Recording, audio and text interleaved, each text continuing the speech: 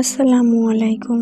আমি রাবেয়া বলছি আমার YouTube channel audio book for knowledge থেকে। সকলে কেমন আছেন? আশা করি মহান আল্লাহর রহমতে সকলে ভালো আছেন।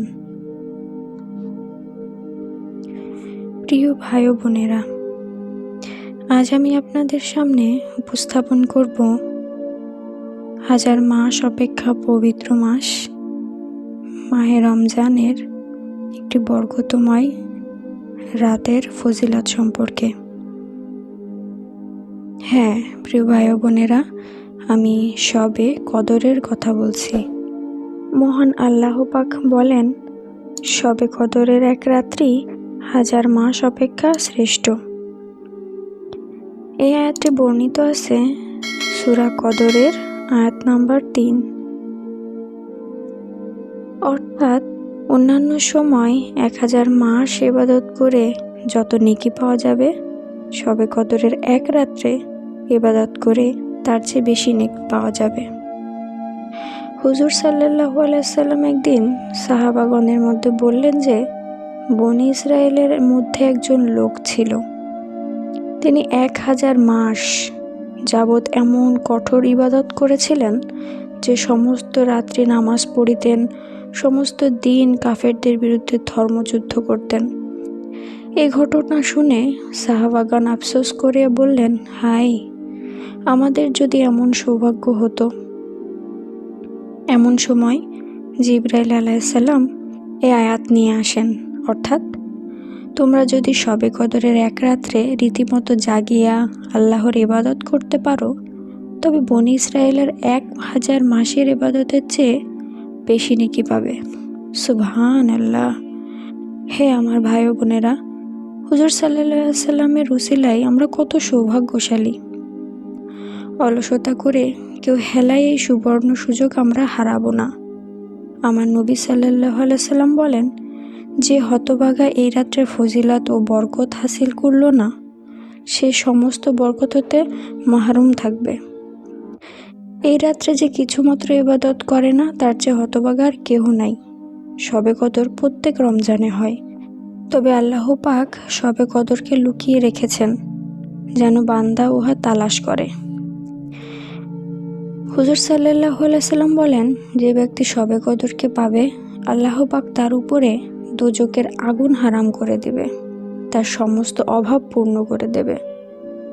আমরা সকলে রমজানের 21, 23, 25, 27 ও 29 তারিখে এই রাত্রে শবে কদরকে তালাশ করব। লাইলাতুল কদর, এতে 9টি হরফ আছে। লাইলাতুল কদর শব্দটি সূরা কদরের মধ্যে 3 বার আছে।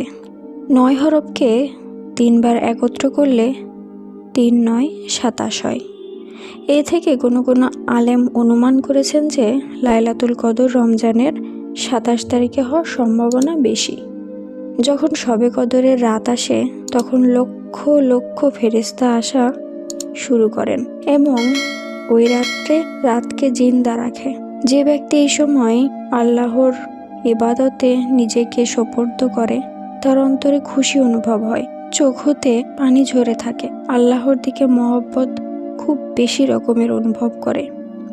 ওই সময় দোয়া কবুল হওয়ার জন্য সবাই সময় বুঝিয়ে নেবেন। জিবরাইল আলাইহিস সালাম বলেন, ফজর হওয়া পর্যন্ত বান্দাগণ যে দোয়া প্রার্থনা করতে থাকে, তাদের সাথে ফেরেশতারা আমিন আমিন বলতে থাকে এবং আল্লাহ পাক তাদেরকে 70 বার দৃষ্টিপাত করেন, তাদের সমস্ত গুনাহ মাফ করেন। তবে আল্লাহ পাক 4 রকম পাপীকে ক্ষমা করবেন না: যে সর্বদা মদ খায় বা নেশা জাতীয় দ্রব্য সেবন করে, যে পিতামাতার অবাধ্য থাকে, যে আত্মীয় স্বজনকে পরিত্যাগ করে, যে মুসলমানের সহিত শত্রুতা করে। তবে এই সমস্ত কাজ হতে খাস করে তওবা করলে এবং ক্ষমা চাইলে আল্লাহ পাক তাকেও ক্ষমা করে দেন। আল্লাহ পাকের হুকুমে জিবরাইল আলাইহিস সালাম শবে কদরে ফেরেশতাগণের এক বিরাট বাহিনী নিয়ে জমিনে অবতরণ করেন। নামাজের মাধ্যমে আল্লাহ তাআলা আপনার জীবনের ইচ্ছাকৃত, অনিচ্ছাকৃত, সগীরা কবিরা, জানা অজানা সমস্ত গুনাহ মাফ করিয়া দেবেন। এ নামাজ সপ্তাহে একবার পড়েন, তা সম্ভব না হলে মাসে একবার, তাও যদি সম্ভব না হয় বছরে একবার, তাও যদি সম্ভব না হয় জীবনে একবার হলেও পড়বেন। এ নামাজ 4 রাকাত বিশিষ্ট। এক সালামে এই 4 রাকাত নামাজ আদায় করতে হয় এবং অন্যান্য নামাজের মতো যে কোনো সূরা দ্বারা আদায় করা যাবে। এই নামাজে নিম্নের দোয়াটি প্রতি রাকাতে 75 বার করে মোট 300 বার পড়তে হয়। দোয়াটি হলো সুবহানাল্লাহি ওয়ালহামদুলিল্লাহি ওয়া লা ইলাহা ইল্লাল্লাহু ওয়াল্লাহু আকবার। নামাজের শুরুতে নিয়ত করতে হয়। এই নামাজের নিয়তটি হচ্ছে আল্লাহর সন্তুষ্টি লাভের আশায় 4 রাকাত সালাতুত তাসবিহ নামাজ আদায় করছি, আল্লাহু আকবার। এরপর প্রয়োজনীয় সূরা কিরাত পাঠ করার পর উক্ত দোয়াটি 15 বার পড়তে হবে।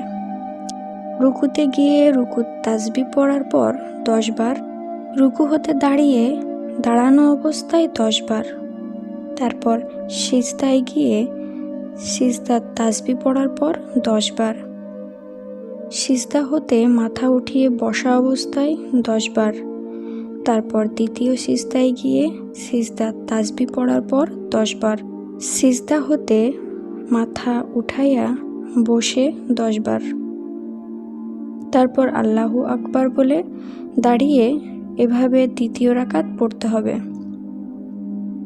দ্বিতীয় রাকাত শেষ করে বসে 10 বার। এই দোয়া পড়ে তারপর আত্তাহিয়াতু পড়তে হইবে। আত্তাহিয়াতুর পর আল্লাহু আকবার বলে দাঁড়িয়ে পূর্বের ন্যায় তৃতীয় ও চতুর্থ রাকাত শেষ করিতে হবে। হযরত আম্মাজান আয়েশা রাদিয়াল্লাহু তাআলা আনহু একদিন হুজুর সাল্লাল্লাহু আলাইহি ওয়াসাল্লামকে প্রশ্ন করেন, ইয়া রাসূলুল্লাহ, আমি যদি সত্যিকারভাবে শবে কদর পেয়ে যাই তবে কি দোয়া পড়ব? হুজুর সাল্লাল্লাহু আলাইহি ওয়াসাল্লাম বলেন, এই দোয়া পড়বে, আল্লাহুম্মা ইন্নাকা আফুউন তুহিব্বুল আফওয়া ফাফু আন্নি। অর্থাৎ, হে আল্লাহ, আপনি ক্ষমাশীল, ক্ষমা ভালোবাসেন, অতএব আমাকে ক্ষমা করে দিন।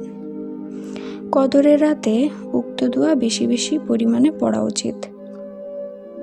আমার প্রিয় ভাই ও বোনেরা, আমরা এই শবে কদরের রাত তালাশ করব রমজান মাসের শেষ 10 দিনে। এছাড়া রমজানের শুরু থেকেই আমরা সালাতুত তাসবিহ নামাজ সপ্তাহে একদিন হলেও পড়ার চেষ্টা করব। এতে আমরা আল্লাহ পাকের আরও বেশি নৈকট্য লাভ করব, আমাদের মনে শান্তি আসবে, আমাদের জীবনের অভাব পূরণ হবে এবং আমরা শবে কদরের রাত অবশ্যই তালাশ করে এর পূর্ণ সওয়াব লাভ করব। আসসালামু আলাইকুম, আল্লাহ হাফেজ।